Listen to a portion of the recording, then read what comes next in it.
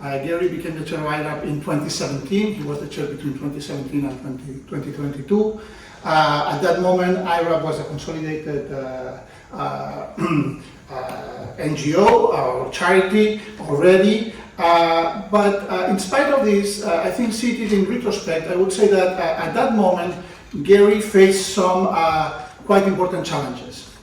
The first challenge that he faced when he became the chair of iRAP was that he was the successor of John Dawson. Probably you've heard of John Dawson. John Dawson was quite a character. Okay? He was also an engineer. John Dawson was the founder of iRAP, but I think he was the father, the mother, and probably also the Holy Spirit of iRAP. So it was not that easy to succeed John, and he managed to do it in an excellent way. At that time, I was a member of the board, with some of you that are here in the room, and we could immediately feel that Gary was a true leader, in his way, very quietly, very calmly, but he was a true leader. Someone who could listen, who could understand, who could empathize, and who could compromise. And I think this is a great asset for an organization like iRAP, and this is not easy to do. Another challenge that Gary had to deal with when he became the chair of iRAP was managing Rob. And managing Rob and the whole of the team, Greg and Julio and Monica, who came later. So you know that the iRAP team is extremely proactive. Their brain boils every day with new ideas, with new proposals, and you could see this from the great presentation that Greg just did. Managing this amount of energy is not easy, and I think Gary was a master at that, because he would give the team just the right strategic guidelines, and then he would give the team the space to execute. And I think when it comes to executing, these guys are really excellent. And during Gary's chair, I think the iRAP managed to grow bigger, to consolidate itself even more, and to become what it is today, which is, I think, one of the leading road safety programs globally. And this is not a minor achievement. So I will conclude saying that I think we all miss Gary very, very much, but we remember him with love and with pride. He was a great friend, and he was a great chair of iRAP. He left us too early. Clearly, he left us too early. But I think it's great that today we can be all here, so many friends, that Meredith managed to come all the way from Melbourne in order to together honor his memory and his legacy. So thank you very much. Okay, hello everyone. I'm going to give you a little bit of a different perspective on Gary. He started his career at Melbourne University in the 70s, where he finished with a degree in civil engineering. Also, excelling in billiards, 500, kayaking, golf, anything outdoors, and involving speed. I think he managed to get on an F111 one stage, came home through it. Gary started his working career at the Victorian Road Authority, Vic Roads, which lasted 43 years. He began in Plans and Surveys section, where he learnt more about design and safety of roads, before moving on to traffic, bridges, survey, road safety, management. He also found the joy of designing and being a site manager of small projects, such as Heidelberg Road reconstruction, then developed this passion of being out on larger freeways. I used to say go in the morning just so I could pat an excavator or fill a dump truck. And he was involved with his team on the site. He really enjoyed that. At the beginning of this journey at Vic Roads, he met me because I asked him out on a date. 10 months later, we found ourselves in front of an altar, starting our amazing journey, which lasted for 46 years. Gary settled into applying all his skills he had obtained in designing and constructing bypasses in the regional Victoria, which meant as a family we were packing up and following him from town to town. We also spent most weekends visiting various sites and being shown how works were progressing. Gary's road construction project, his last one, was a 21 kilometre section of the Eastern Freeway, which took us back to Melbourne. Gary joined the design team as the construction manager, which took him all the way from the beginning of the construction to the completion, and that was one thing he was really proud of. From there, Gary became the major projects engineer and then moved on to being assistant CEO of Vic Roads. Over the years, Gary was also becoming an expert in attending management courses. I'm sure you've all done that yourselves. As well as travelling all over the world, consulting other engineers at other authorities on various subjects. Tunnels through mountains, wire barriers down the side of carriageways on freeways, driverless vehicles, electric vehicles, and anything else that would improve road safety and aim for safer roads. Gary was also a member of PIARC for a short while with Colin Jordan, and then later iRAP came into our lives, where he was involved for many years as chairman of the board. Gary then moved on to become the CEO of Vic Roads and held the position for 8 years. After Gary retired from Vic Roads, I was excited, but that didn't last. He had a week off and then started as the Deputy Director of Department of Transport, liaising closely with the government, where his extensive knowledge of road transport and management came to the fore. He then moved on to being CEO of the Metropolitan Trains and then the CEO of V-Line, which is the country authority. This rounded off his knowledge of transport, and he had also touched on buses and trams throughout his career. I called him the guru of transport of Melbourne.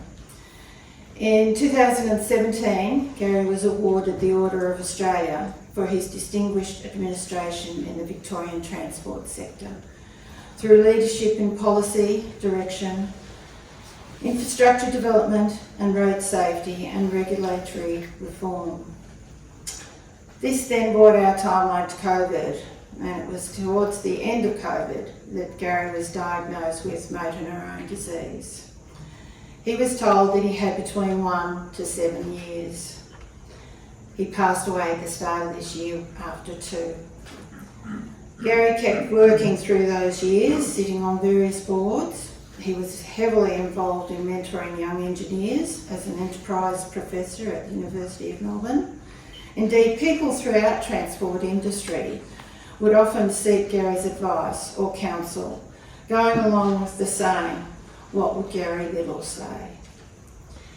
Gary even sat on a Zoom meeting on the morning that he passed away, so he never really retired. He came out of the study very pleased with the results and which that meeting had achieved.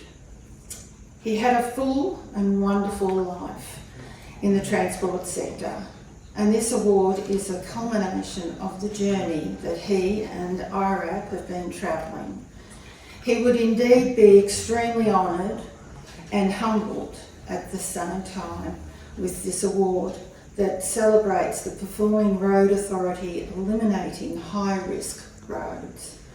Thank you everyone at iRAP for carrying on with his memory, and thank you everyone for listening to me. Thanks very much, Meredith. Again, we all loved Gary so much. He was so generous of spirit, generous of knowledge, and we all are so much better people because of having him in our lives, and we really honour that. But my job as part of this is to celebrate the finalists in the Gary Liddle Memorial Trophy. He was someone who finished things and got the job done, and so this award is really focused on celebrating those who have saved lives as road authorities. And so I'd like to now announce our finalists for the Gary Liddle Memorial Trophy for 2023. The first finalist is the Queensland Department of Transport and Main Roads Australia. Their Bruce Highway Safety Package is one impressive piece of work.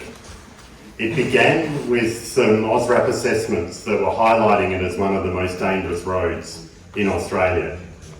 For the entire national highway network in Australia, at the time it claimed 17% of deaths in the country were on that stretch of road. Total crash costs of $800 million. The Department of Main Roads, together with the federal government, joined forces and actually committed to a long-term financing program on that road, more than $350 million initially in terms of this work that's been evaluated, and have upgraded that road. And that number there, 48.8% of fatal crashes reduced. That's a lot of people making it home, and an incredible achievement from the department and the work that they've done. They took that section of road to more than 75% of travel, 3-star or better. And it's now part of a bigger and more expansive $13 billion program on that road. One key outcome from it as well in an expansive road network like Australia is the innovative wide centreline treatments that they tested, rolled out and have made that happen on scale. A couple of key things that are really relevant that stood out is that work is now being rolled out as part of other road projects right across the state. And it's also the evaluation on how effective it is now in the iRAP model. So by default, a wide centreline treatment comes out in every investment plan that iRAP does or iRAP partners do around the world. So that means this treatment is saving lives worldwide now. So a couple of the highlights from the judges, and I just want to recognise our judges for the award: Susanna Zamatoro from iRAP, Jamie Leather, the Chief of Transport from the Asian Development Bank, and Anna Marie Pinto from the Inter-American Development Bank. So you can see we had people who knew what they were looking at to select our winners.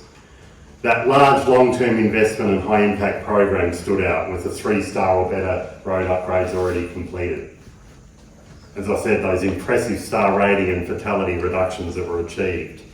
The monitoring and evaluation, that evidence base, again, something that Gary was very strong on, making sure that that evidence base was pure. And now we're seeing those wide centre lines go worldwide. So a fantastic achievement by iRAP as part of the Department of Transport and Main Roads investment across the Bruce Highway. And I'd like to ask Dr. Torrell Pate to come forward and accept the finalist award.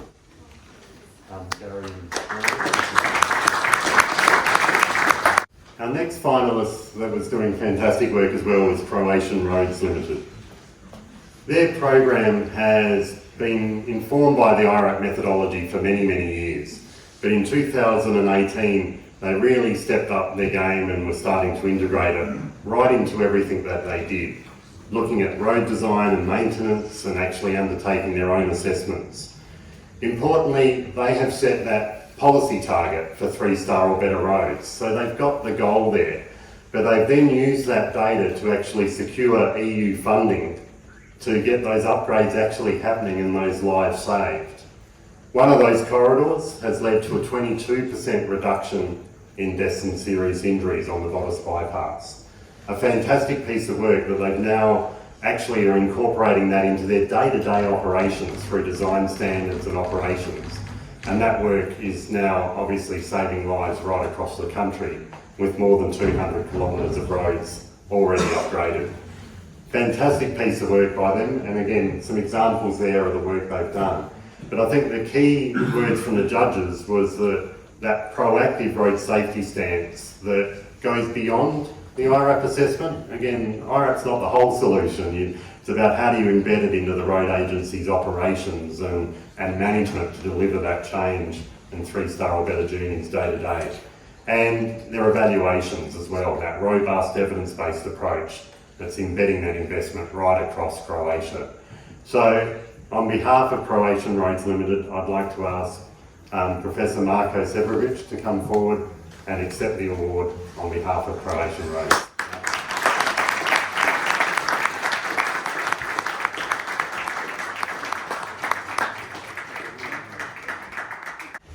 Our third finalist was the Bangkok Metropolitan Administration in Thailand, a city administration. And I think what they've done and what they are doing ongoing has been quite impressive. The original work began under the Bloomberg supported BIGGERS program with the Global Road Safety Facility and others. What they have done since is truly impressive. More than 500 kilometres of star ratings have been assessed across Bangkok. 360 high-risk sites have been upgraded. 636 pedestrian crossings improved, and star rating for schools being rolled out across the city. 50 districts, so Bangkok's a big city, 50 districts wide, and they're having impact in every one of those districts. One of the other things that they really took leadership on is using the iRAP data to help inform the speed management changes and discussions that were needed to save lives across Bangkok. And it's now part of their master plan going forward. So it's embedded in that policy and the institutional support. So I think, again, the key parts coming out of that, it is globally significant, this city level proactive use of the iRAP tools to save lives right across there. Certainly that speed management and the results that they've got there is so significant. And you can see the 50 districts there where they've been looking at one road in each of those districts to be able to create one road at a time. That's how we'll create a world free of high-risk roads, and they're leading the way with that work in Bangkok. And so on behalf of the administration, I'd like to ask Professor Kasim, the leader of iRAP, to come forward and accept the Gary Liddle Memorial Trophy.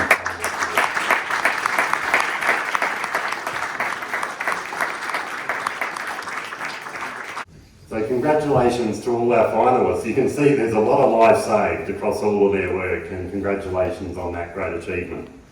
But now we need to move to the winner. Right, and the winner is the National Department of Transport Infrastructure, DNIT, in Brazil. Woo!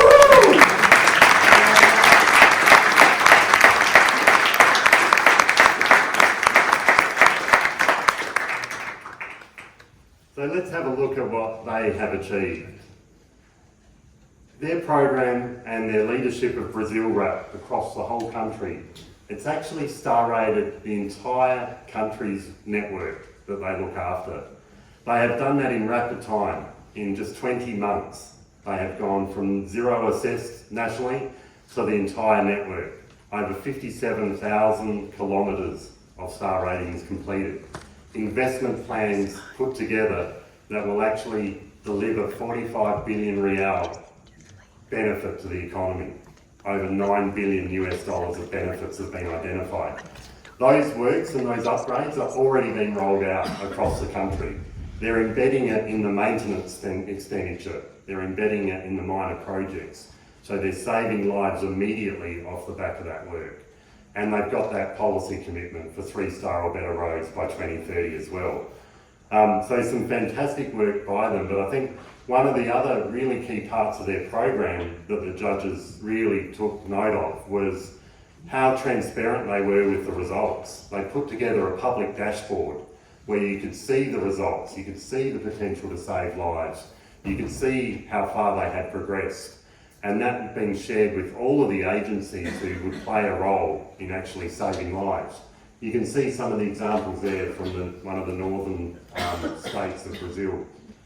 So that innovation in the reporting of this is actually a really key part that the judges saw. The policy commitment and how quickly they have gone to implementation that's saving lives really stood out for the judges as well. And it's going beyond just isolated improvements, just that sort of spot-based approach to an entire integration into their maintenance activities and the existing expenditure that they have.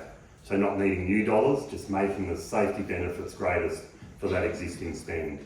So a great testimony to others about the speed and pace at which we can scale up and save lives. So a big congratulations to DNIT. And here is Luis Guilherme, who is unfortunately unable to join us in person for some changes there in Brazil, but here is an acceptance message from Luis. Hello, my name is Gary Liddle and I am a Planning and Research Director of the National Department of Transport Infrastructure linked to the Ministry of Transport. Unfortunately, for reasons beyond my control, it was not possible to be present at this important award ceremony at the 26th PIARC World Road Congress. Due to the relevance of the event, I feel very honored with the NIT's nomination and thank you on behalf of the entire authority for winning the iRAP Gary Liddle Memorial Trophy. The NIT completed the coding and star rating of the 55,000 kilometers of federal highways under its administration using the iRAP methodology. Created almost 4 years ago, BrazilRAP classifies by stars and defines investment plans to make Brazilian highways safer.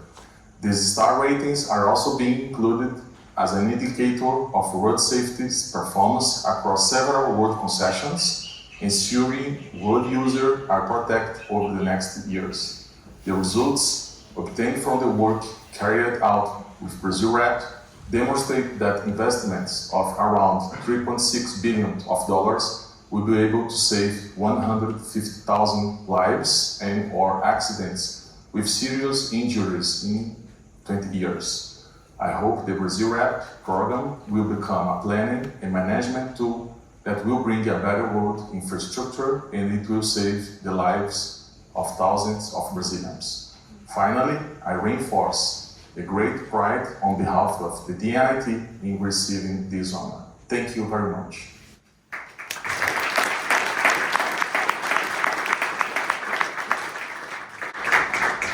So again, unfortunately, he can't join us in person, but to collect the trophy on his behalf is Julio Azua from Brazil. Thank you very much.